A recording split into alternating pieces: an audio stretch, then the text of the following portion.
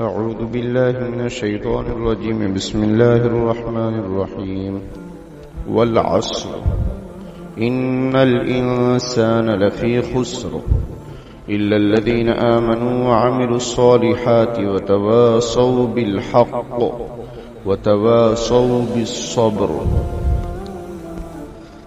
کل آپ کے سامنے سورہ عصر کی تفسیر ذکر کی جا رہی تھی.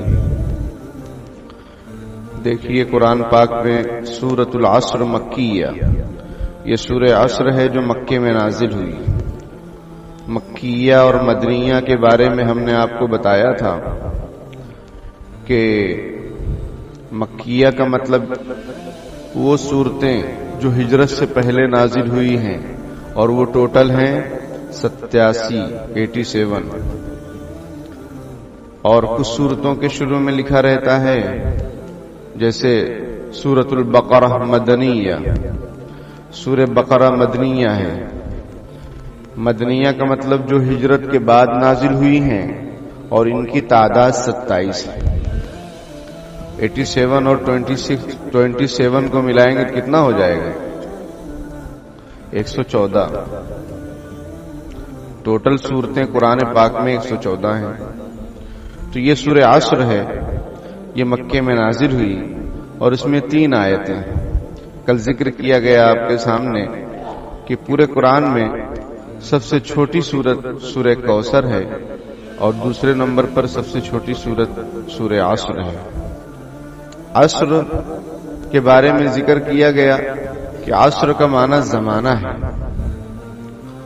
اور عصر سے مراد عصر کا وقت بھی ہے، عصر کی نماز بھی ہے. مفسرین نے مختلف معنی اور مطلب مراد لیے ہیں. اگر انسان غور کرے تو دنیا میں اس کو ہاتھ میں لے لیجیے. اگر قرآن آپ نے موبائل میں چالو کیا تو اس کو نیچے نہ رکھیں، اس کو ہاتھ میں لے لیں. سمجھ میں آئی بات؟ ادب کا تقاضا یہی ہے. دنیا میں اگر آپ غور کریں، اللہ پاک نے جو نعمتیں عطا فرمائی ہیں اس میں سب سے عظیم شان اور بڑی نعمت ایمان ہے. ایمان کے بعد وقت ہے. اس لیے قرآن پاک میں آپ دیکھیں گے کہیں صبح کی قسم کھائی گئی والفجر، کہیں رات کی قسم کھائی گئی واللیل اذا یغشی، اور یہاں زمانے کی قسم کھائی جا رہی ہے جس میں دن رات لمحہ لمحہ سب اس میں شامل ہے. والعصر قسم ہے زمانے کی. تو یہ بڑی نعمت ہے. قیامت کے دن پوچھ ہوگی آپ سے کہ ہم نے آپ کو زندگی دی، آپ نے کیا کیا، کہاں گزارے؟ جوانی دی، کہاں گزارے؟ تو جوانی اور زندگی یہ دونوں میں سب سے بڑی چیز کیا ہے؟ وقت ہے. یعنی آپ نے اپنی زندگی کہاں صرف کی. تو لمحات زندگی بڑے قیمتی ہیں. اس کو بہت ہی حساب سے اور بہت ہی غور و فکر کر کے صرف کرنا چاہیے، خرچ کرنا چاہیے. اس کو یوں ہی ضائع نہیں کر دینا چاہیے.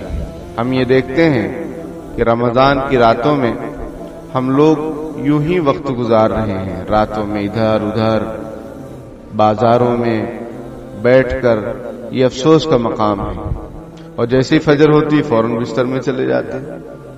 ارے بھائی فجر ہو رہی ہے، فجر کے بعد آپ کے سامنے تفسیر بیان کی جا رہی ہے، اس میں بیٹھیے.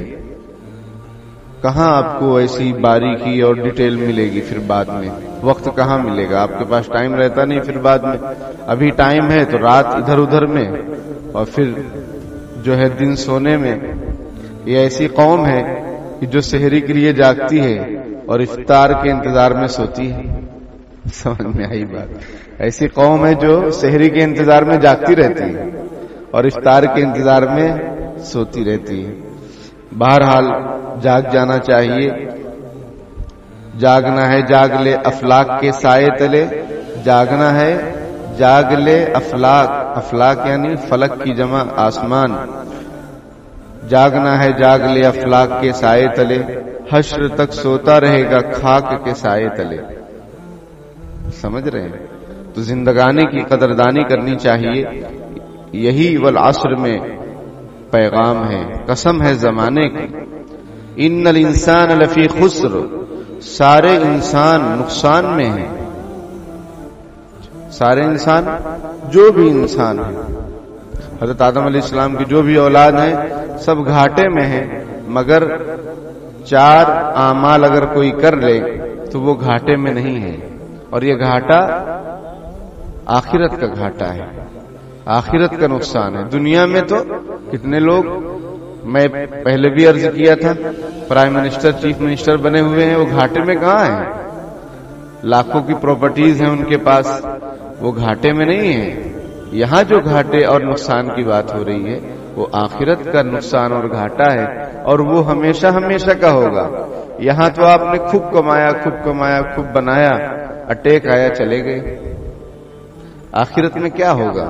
آخرت میں کوئی اٹیک نہیں آئے گا، وہ لامحدود زندگی ہے، اور وہاں موت کو بھی موت آ جائے گی۔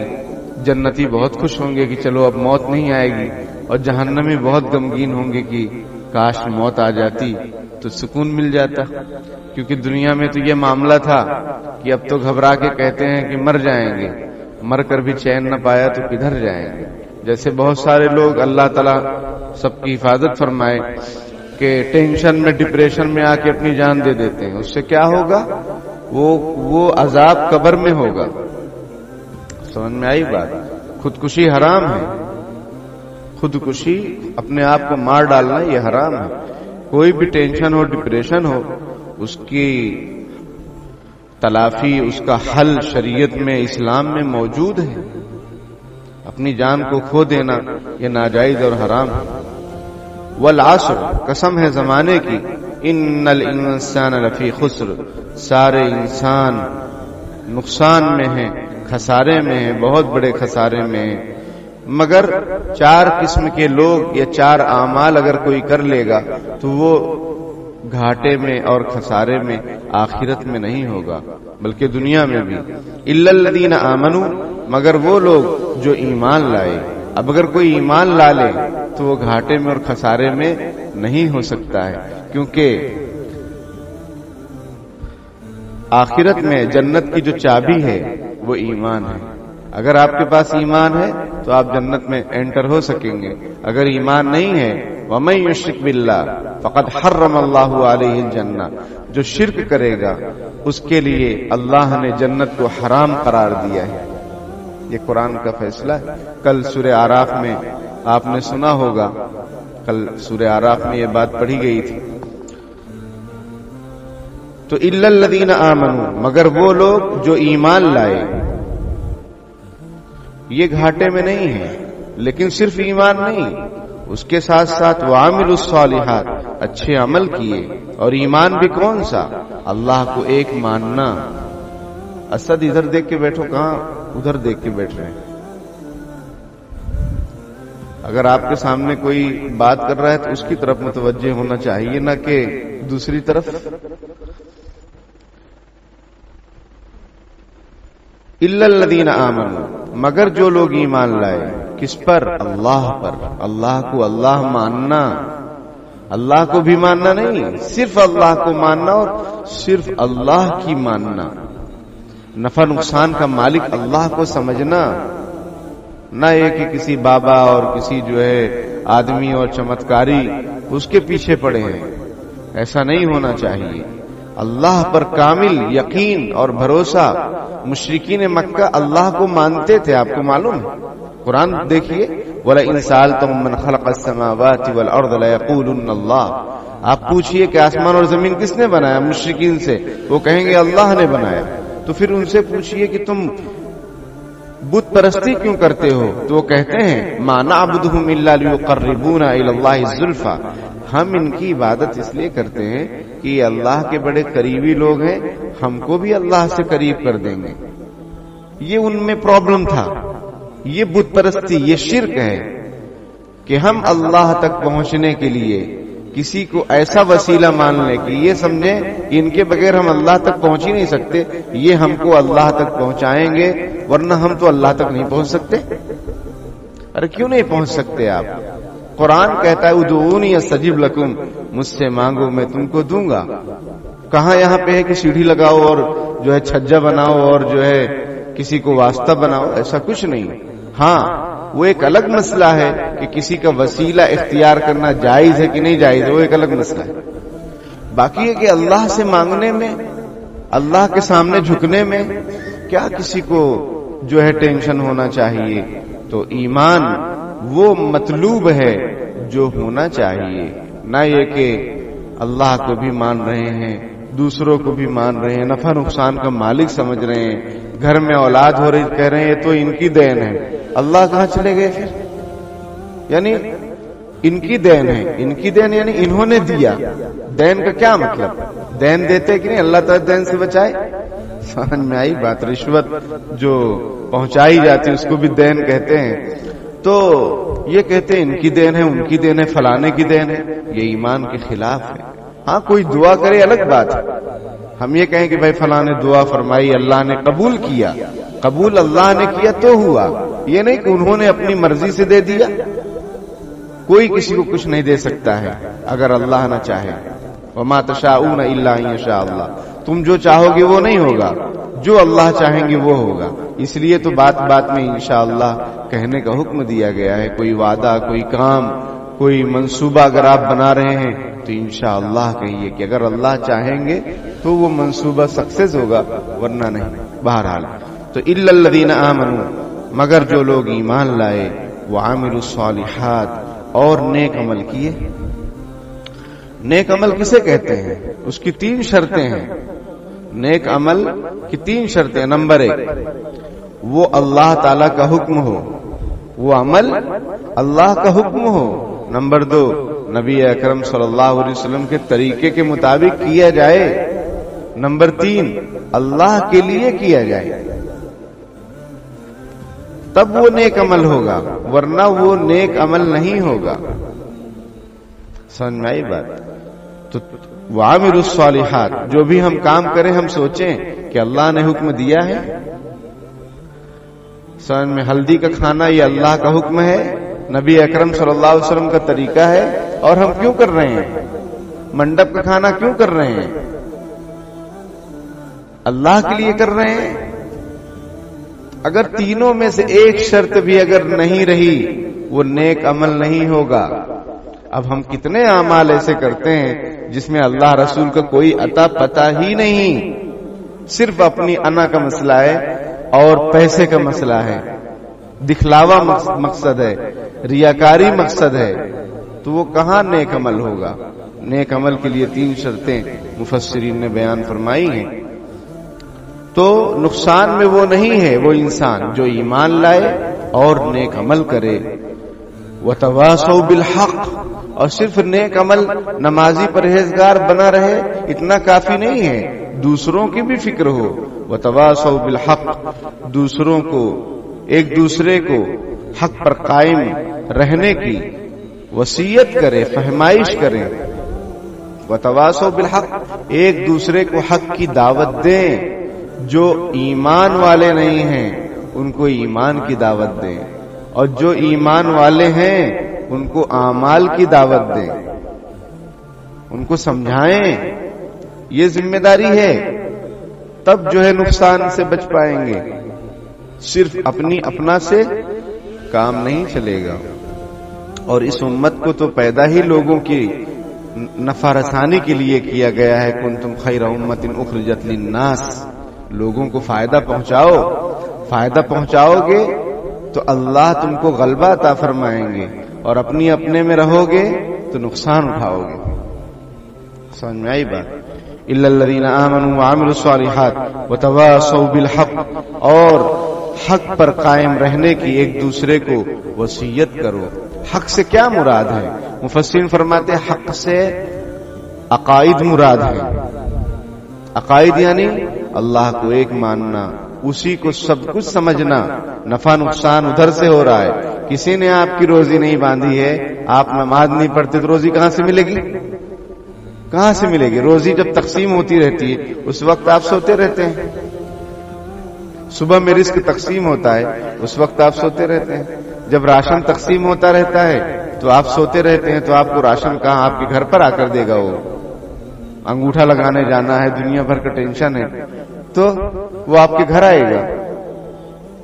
نہیں آئے گا آپ کے گھر. آپ سوتے رہتے ہیں اور کہہ رہے ہیں کسی نے روزی باندھ دیا, بابا دیکھو ذرا. تو ایک بابا بولتا ہے کہ ہاں فلانے نے باندھ دیا ہے, اور دوسرا بابا بولتا ہے چلو میں اس کو کھول دیتا ہوں, اتنا پیسہ لگے گا. یہ بابا گیری میں ہم مست ہیں. کسٹمر نہیں آ رہے تو بابا کو فون لگا رہے ہیں کہ بابا کسٹمر نہیں آ رہے, کیا بات ہے؟ وہ بولتے میں بھیجتا ہوں. تو اللہ میاں کیا کر رہے ہیں پھر؟ اوریجنل اللہ تعالی. سمجھ میں آئی بات؟ تو یہ ہمارے اعمال ہیں اور حالات ہیں. یہ ہمارے اس لیے میں کر رہا ہوں کہ واقعی ہمارے حالات ہیں. یہ نہ سمجھے کہ میں کہیں اور کی بات کر رہا ہوں, اسی شہر کی بات کر رہا ہوں, کیونکہ ہمارے شہر والے جیسی ہوا رہتی ہے ویسے بہنے لگتے ہیں. کوئی بابا آ جائے تو اس کی جے جے کار ہونے لگتی ہے. یہ ہمارا مسئلہ ہے, اور اس میں جان چلی جائے اس کی پرواہ نہیں ہے. وتواصوا بالحق, حق یعنی عقائد. حق سے کیا مراد ہے؟ عقائد یعنی جو وحدانیت ہے, اللہ کی یکتائیت ہے, نبی اکرم صلی اللہ علیہ وسلم کی رسالت ہے, اولیاء اکرام کی ولایت ہے, صحابہ اکرام کی عدالت ہے, وہ برابر دل میں ہونا چاہیے. اور مرنے کے بعد دوبارہ زندہ ہونا ہے, اس کا عقیدہ دل میں مضبوط ہونا چاہیے. اور اسلام میں ایمان میں ہی کامیابی ہے, اس کا عقیدہ دل میں ہونا چاہیے. وتواصوا بالصبر, اور ایک دوسرے کو اعمال کی پابندی پر فہمائش کرتے ہیں, وصیت کرتے ہیں, تاکید کرتے ہیں کہ بھائی صبر کرو. صبر سے کیا مراد ہے؟ مفسرین فرماتے ہیں صبر سے مراد ہے اچھے اعمال کرنا اور گناہوں سے بچنا. تو اچھے اعمال کی فکر دلاتے ہیں اور گناہوں سے بچاتے ہیں کہ بھائی یہ گناہ ہے, یہ غلط کام ہے. اور اچھے اعمال کہ یہ اچھا کام ہے, روزہ رکھ لو, نماز پڑھ لو, زکوٰۃ دے دو. یہ لوگ آپس میں ایک دوسرے کے ساتھ کرتے ہیں. یہ چار اعمال اگر جس کی زندگی میں ہوگا وہ آخرت کے نقصان سے بچے گا. اور جس کی زندگی میں یہ چار اعمال نہیں ہوں گے, ایمان اور نیک اعمال اور ایک دوسرے کو عقائد کی, حق بات کی فکر دلانا, دعوت دینا اس کو, اور گناہوں سے بچانے کی فکر کرنا اور نیکیوں کی طرف بلانا, اگر یہ کام ہوگا جس انسان کے اندر, وہ آخرت میں کامیاب ہوگا. جس میں نہیں ہوگا اس کی پکڑ ہوگی, دنیا میں بھی پکڑ ہوگی, آخرت میں بھی پکڑ ہوگی. حضرت جبرائیل علیہ السلام کو اللہ تعالی نے فرمایا کہ اس بستی کو الٹ دو, اس میں سب گنہگار لوگ ہیں. حضرت جبرائیل علیہ السلام فرمایا اللہ, اس میں ایک بندہ ایسا ہے جو پل بھر آپ کی نافرمانی نہیں کیا, ہر وقت عبادت میں رہتا ہے. اللہ تعالی نے فرمایا کہ اس پر بستی کو الٹ دو. اس پر, بعض روایتوں میں اس پر اور بعض روایتوں میں کہ نہیں اس کو بھی شامل کرو اور بستی کو پلٹ دو, کیونکہ یہ نیکی تو کرتا ہے لیکن گناہوں کو دیکھ کر, گنہگاروں کو دیکھ کر اس کے دل میں کوئی بے چینی نہیں ہوتی. یہ اپنے میں مست ہے, جیسا کہ ہم سب کا مزاج بنتے جا رہا ہے, بہت حد تک بن چکا ہے. اور میں تو کہتا ہوں کامٹی میں ایک فرقہ ہے, فرقہ نیوٹلیا. فرقہ نیوٹلیا یعنی نیوٹل رہو, نیوٹل رہو, کسی سے کوئی لینا دینا نہیں, کسی سے کوئی بات چیت نہیں. تم مسلمان ہو, آپ اپنے آپ کو قرآن پہ پیش کرو, قرآن آپ کو کہے گا کہ آپ مسلمان نہیں ہیں, کیونکہ مسلمان تو یہ ہے, ایمان والا تو وہ ہے. اور نقصان سے وہ بچے گا جو اپنا ایمان لائے, نیک عمل کرے, اور دوسروں کے عقائد کی اور ان کے اعمال کی فکر کرے, اور ان کو صبر کی بات کرے, اور ان کو گناہوں سے بچائے. وہ کامیاب ہوگا. جو اپنے میں ہے, جیسے کہ میں شروع میں یہاں آیا تو مجھ کو یہی سبق پڑھایا جا رہا تھا کہ اپنے کام سے کام رکھو. یہ کیا ہے؟ عالم عالم کے لیے ہے. سمجھ میں آئی بات؟ وہ اپنے کام سے کام رکھے گا تو آپ کو کون مسئلہ بتائے گا, تفسیر کون کرے گا؟ اپنے کام سے کام رکھو. تو یہاں میں نے محسوس کیا جو کہیں نہیں محسوس کیا, فرقہ نیوٹلیا کہ ایک دم نیوٹل رہو. ارے بھائی نیوٹل ہونا ایک بیماری ہے. کسی کے بارے میں کہا جائے کہ یہ نیوٹل ہے تو وہ بیماری ہے. کسی ڈاکٹر سے پوچھو کہ نیوٹل کا کیا مطلب, وہ بتائے گا. تو خدا کے بندو رحم کرو اپنے آپ پر اور اپنے معاشرے پر اور اپنی آنے والی نسلوں پر. اپنے ایمان اپنے اعمال پر اگر جمے رہے اور دوسروں کی فکر نہیں کی دوسرے یعنی اپنے گھر والوں کی فکر کیجئے. حدیث شریف میں ہے کہ من رأى منکم منکرا فلیغیرہ بیدہ، جو کوئی غلط کام کو دیکھے وہ اپنے طاقت سے اس کو روکے. طاقت کا کیا مطلب؟ اقتدار، اختیار. اگر واقعی کوئی حاکم وقت ہے وہ اس کو اپنے طاقت اور قوت سے اس غلط کام کو روکے. ورنہ ہر گھر کا ذمہ دار جو ہے اس کو اپنے گھر والوں پر تو اختیار ہے نا بھائی، بیوی بچوں پر تو اختیار ہے، وہ اپنے بیوی بچوں کو روکے اگر کوئی غلطی دیکھ رہا ہے تو. یہ نہیں کہ بس ٹھیک ہے رہنے دو، کوئی بات نہیں، چلتا ہے، زمانہ ہے، فیشن ہے. یہ اسلام نہیں ہے، یہ نفسانیت ہے اور شیطانیت ہے. قرآن میں جگہ جگہ ہے کہ شیطان کی پیروی مت کرو. شیطان تو بے حیائی اور برائی کا حکم دیتا ہے. سمجھ میں آئی بات؟ تو ہر آدمی کو اپنے گھر والوں پر، اپنے ماتحتوں پر اختیار ہے تو وہ ان کو اچھائی پر لائے اور برائی سے روکے. اور اگر واقعی کسی کو اللہ نے پاور دیا ہے بستی کے اعتبار سے، شہر کے اعتبار سے، تو اپنے پاور کا استعمال کرے. اور پھر دوسری آگے حدیث شریف میں کیا ہے؟ فَإِن لَّمْ يَسْتَطِعْ فَبِلِسَانِهِ، اگر اس کو طاقت اور قوت نہیں ہے، قوت سے نہیں روک سکتا، اپنے پاور سے نہیں روک سکتا ہے، اپنی زبان سے اس کے بارے میں بات کرے، بتائے کہ بھائی یہ غلط ہے، یہ صحیح ہے، یہ صحیح ہے، یہ غلط ہے. سمجھ میں؟ اس زبان سے روکے، ٹوکے. اگر ابھی رمضان کا مہینہ چل رہا ہے، کچھ بندے ایسے نظر آئیں گے، اللہ ان کو ہدایت دے، وہ کھلم کھلا کھا رہے ہیں، آپ ان کو روکیے کہ بھائی یہ غلط ہے. بس اتنا بول دو اکیلے میں کہ بھائی یہ صحیح نہیں ہے، آپ روزہ رکھا کریں. وہ کہے میں بیمار ہوں تو بھائی گھر میں رہا کرو، کھلم کھلا کیوں کھا رہے ہو؟ ناجائز ہے، روزے کے احترام کے خلاف ہے. آپ بیمار ہیں، آپ کا معاملہ اللہ کے ساتھ، لیکن پبلک کے سامنے آپ کیوں کھا رہے ہیں؟ ان کو آپ روکیے، ٹوکیے. اگر نہیں روکو گے، ٹوکو گے، کل آپ کے بچے بھی کھائیں گے، کل وہ بھی روزہ نہیں رکھیں گے، اور آپ بھی ہو سکتا ہے روزہ نہ رکھیں، کیونکہ جیسے ہوا ہے ویسے آپ بھی بہیں گے. لیکن اگر آپ روکیں گے، ٹوکیں گے تو لوگ ڈریں گے، وہ کھلم کھلا نہیں کھائیں گے. جو مجبور ہوں گے وہی روزہ نہیں رکھیں گے. تو روکنے ٹوکنے کے بڑے فائدے ہیں. پھر فَإِن لَّمْ يَسْتَطِعْ فَبِقَلْبِهِ وَذَلِكَ أَضْعَفُ الْإِيمَانِ، اور اگر زبان سے نہیں روک سکتے، آپ کو معلوم ہے میں بولوں گا فتنہ ہو جائے گا، میں بولوں گا لڑائی جھگڑا ہو جائے گا، انتشار ہو جائے گا، تو حدیث شریف میں ہے اپنے دل سے اس کو برا سمجھو کہ یہ غلط کام ہے، یہ غلط کام ہے. دل سے برا سمجھو. اور یہ ایمان کا آخری درجہ ہے، سب سے کمزور درجہ ہے.